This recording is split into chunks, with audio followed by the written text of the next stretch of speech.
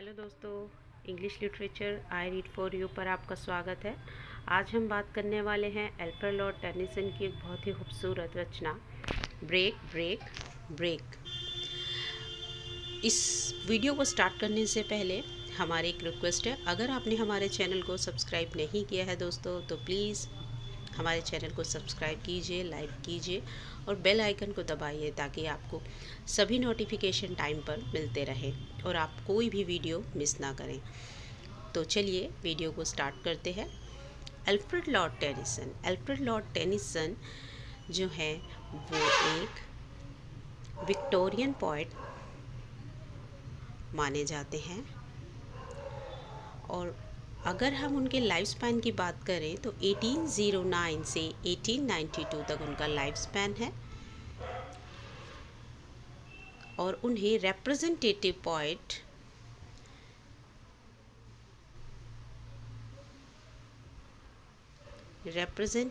Poet of Victorian age माना जाता है।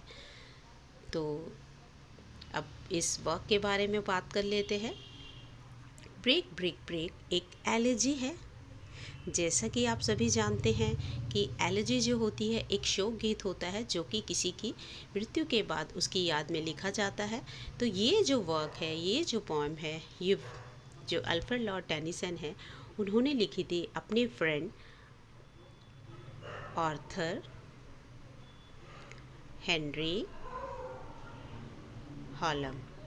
उनके फ्रेंड थे आर्थर हेनरी हालम, चाइल्डहुड फ्रेंड थे जिनकी डेथ हो गई थी एक शिपरैक में। तो उनकी याद में उनके दुख को व्यक्त करते हुए उन्होंने इसको एलेजी को कंपोज़ किया था और इसको कंपोज़ किया था उन्होंने 1835 में। याद रखिएगा दोस्तों, 1835 में इस पोम को, इस एलेजी को कंपोज़ किया गया था और आफ्टर द 7 ईयर्स 1842 में इसे पब्लिश कराया गया था। अगर हम इसकी राइम स्कीम की बात करें दोस्तों तो राइम स्कीम है इसकी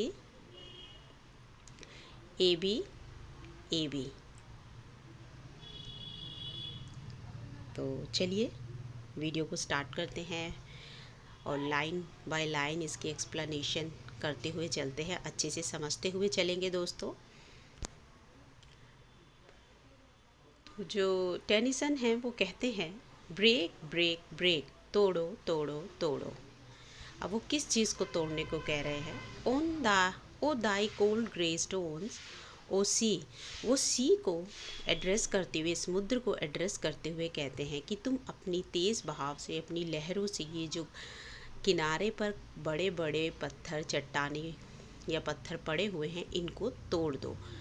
and I would that my tongue could utter the thoughts that arise in me.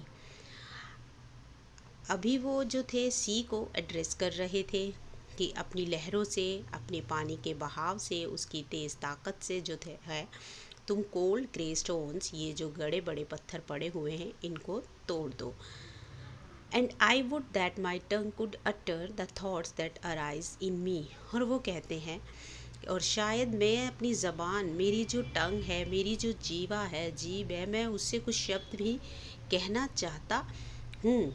That thoughts arise in me, that thoughts arise in me कि, और वो शब्द जो मेरे अंदर उठ रहे हैं उनको मैं कहना चाहता हूँ पर कह नहीं पा रहा हूँ। कहीं ना कहीं वो साइलेंस के लिए भी बोल रहे हैं कि शायद ये जो साइलेंस है मेरे अंदर, मेरी जो शब्दों को रोका गया है अंदर ही मुझ में, तो मैं इनको बाहर प्रकट करना चाहता हूँ पर कर नहीं पा रहा हूँ। तो वो कहीं उसको ब्रेक करने के लिए यूज़ कर रहे हैं कि जैसे एक सी अपने पानी के बहाव से, उसकी ताकत से जो है बाहर पड़ी हुई चट्टानों पत्थरों पर गिरकर उनको तोड़ता है, तो शायद ऐसे ही उनकी जो अंदर एक खामोशी ठहर गई है, थॉट, उनके विचार जो अंदर कहीं जम गए हैं, रह गए हैं, उनकी ज़बान जो है, उनकी जीवा जो है और वो जो उनके लफ्ज़ हैं वो उनको कुछ कहना चाहते हैं मगर वो नहीं कह पा रहे हैं, तो वो इस साइलेंस को भी तोड़ना चाहते हैं। और शब्द कैसे? क्योंकि वो दुख में भरे हुए हैं अपने दोस्त हेनरी हालम की मृत्यु से, तो वो चुप हो गए हैं, शांत हो गए हैं। O well for the fisherman's boy that he shouts with his sister at play. अब यहाँ पर वो सी शोर पर बैठे हैं और फिशरमैन को देख रहे हैं और उसके एक बेटा है वो खेल रहा है। वो कहते हैं कितना अच्छा है उनको देखना। Well for the fisherman's boy that, कि वो जो लड़का है वो चिल्लाता है with his sister at play, खेलते हुए अपनी बहन के साथ वो खुशी से या जो भी वो फील कर रहा है बच्चा तो वो चिल्लाता है। तो वो कहते हैं बहुत अच्छा है एक फिशरमैन के बॉय के लिए कि वे अपनी बहन के साथ खेलते हुए चिल्ला रहा है। O well for the sailor lad, और एक नाविक के लिए भी ये कितनी खुशी की बात है that he sings in his boat on the bay, कि वो किनारे पर खाड़ी पर बैठा हुआ अपनी बोट में गीत गुनगुना रहा है, गीत गा रहा है। इन लाइंस में वो ये कहना चाहते हैं कि सभी अपने मन की कर रहे हैं। फिशरमैन का बेटा हो वो जो चाहता है चिल्ला रहा है खेलते हुए, जो उसके मन में है हाव भाव हैं उनको व्यक्त कर पा रहा है। और एक सेलर, एक नाविक भी अपने मन में उमड़ने वाले गीतों को वो आराम से गा रहा है सुकून से। बस एक वही है जो दुख में भरे हुए हैं और उनके अंदर जो भी विचार पनप रहे हैं उमड़ रहे हैं वो उनको नहीं कह पा रहे हैं। And the stately ships go on to their haven under the hill. तो स्टेटली का मतलब समझ लेते हैं। स्टेटली मीन्स बहुत बड़े, भव्य, शानदार। हैवन मतलब कोई एक जगह, मतलब हेवन होता है दोस्तों, हेवन स्वर्ग, हावन बंदरगाह। तो वो कह रहे हैं कि ये जो बड़े बड़े भव्य शानदार जो जहाज़ हैं पानी में चलते हैं वो भी जा रहे हैं, आगे बढ़ रहे हैं टू देयर हावन अंडर द हिल, और हिल के नीचे, चोटी के नीचे जो उनकी बंदरगाह है यानी उनका जो ठिकाना है, जो भी उनकी मंजिल है वो वहाँ पर जा रहे हैं, बढ़ रहे हैं। वो भी आगे को बढ़ रहे हैं यानी अपनी मंजिल की तरफ जा रहे हैं। But O for the touch of a vanished hand and the sound of a voice that is still. पर वो कह रहे हैं कि बट, कि परंतु केवल वही हैं जो उस वैनिस्ड हैंड जो कि वैनिस्ड होता है डिसअपियर हो जाना, चला गया। हाथ यानी कि वो अपने दोस्त के हाथ की बात कर रहे हैं, अपने दोस्त के टच की बात कर रहे हैं कि वो एक जो गायब हुआ जो हाथ है यानी कि जो अब दिखाई नहीं दे रहा है और उसका टच भी वो महसूस नहीं कर सकते हैं, उसके लिए उनके अंदर एक फीलिंग है कि काश वो हाथ दोबारा उन्हें टच करे, वो दोबारा से उन्हें महसूस करे अपने दोस्त को। And the sound of a voice, और उस आवाज़ को दोबारा सुने दैट इज़ स्टिल, जो कि अब शांत हो चुके यानी कि उनका दोस्त अब जा चुका है और वो जो है सब कुछ स्टिल हो चुका है उनकी ज़िंदगी में।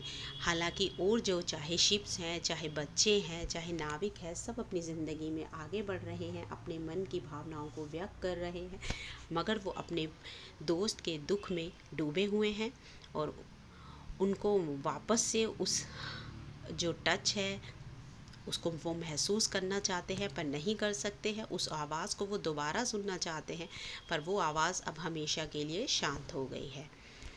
ब्रेक ब्रेक ब्रेक, तोड़ो तोड़ो तोड़ो, at the foot of thy crags O sea. अब वो कहते हैं कि ओ सी, तुम जो है जो चट्टाने हैं, पत्थर हैं, उनको तोड़ दो जो कि तुम्हारे सी शोर पर पड़ी हुई हैं। But the tender grace of a day that is dead will never come back to me. फिर वो कहते हैं मगर ये जो ग्रेस है, ये जो निर्मलता है या भव्यता है किसकी, उस दिन की, जो कि इस दिन को महसूस करने के लिए सब महसूस कर रहे हैं, पर वो अब उस ग्रेस को, उस निर्मलता को कभी महसूस नहीं कर सकते। That is dead will never come back to me. अब वो जो खुशियाँ हैं, जैसे कि सब खुश खुश गा रहे हैं, खेल रहे हैं, सब महसूस करते हैं एक दिन की दिनचर्या को, पर वो कहते हैं कि वो अब उस ग्रेस को महसूस नहीं कर सकते क्योंकि वो दिन, वो खुशी वो उनके लिए मर चुकी है और will never come back to me, और कभी भी वापस अब उन तक नहीं आ सकती। क्यों नहीं आ सकती? क्योंकि उनका जो दोस्त है आर्थर हालम वो गुज़र चुका है, पास अवे हो चुका है, तो इसलिए जो है वो बहुत दुख में है। और उन्होंने जो ये एलर्जी है ये दोस्तों 16 लाइंस की है और अपने फ्रेंड की याद में उन्होंने इस एलर्जी को लिखा है। तो यहाँ ये जो है हमारी एलर्जी, ये वर्क जो है टेनिसन का समाप्त होता है। वीडियो भी यहीं पर हमारी एंड होती है। आज की वीडियो में इतना ही। अगर आपको हमारी ये कोशिश अच्छी लगी है तो आप कमेंट सेक्शन में अपना फीडबैक ज़रूर दीजिए और हमारा साथ दीजिए। हमारे चैनल को ज़्यादा से ज़्यादा शेयर कीजिए ताकि जो है ज़्यादा से ज़्यादा स्टूडेंट्स, इंग्लिश लिटरेचर के जो लवर्स हैं, इंग्लिश सीखना चाहते हैं, स्टोरीज़ या फिर लिटरेचर से रिलेटेड कुछ भी कॉन्सेप्ट है वो समझना चाहते हैं, तो हमारे जो चैनल पर आएँ और हमें अधिक से अधिक सपोर्ट करें। तो आज की इस वीडियो के लिए इतना ही। तब नेक्स्ट वीडियो तक पढ़ते रहिए, खुश रहिए। थैंक यू दोस्तों।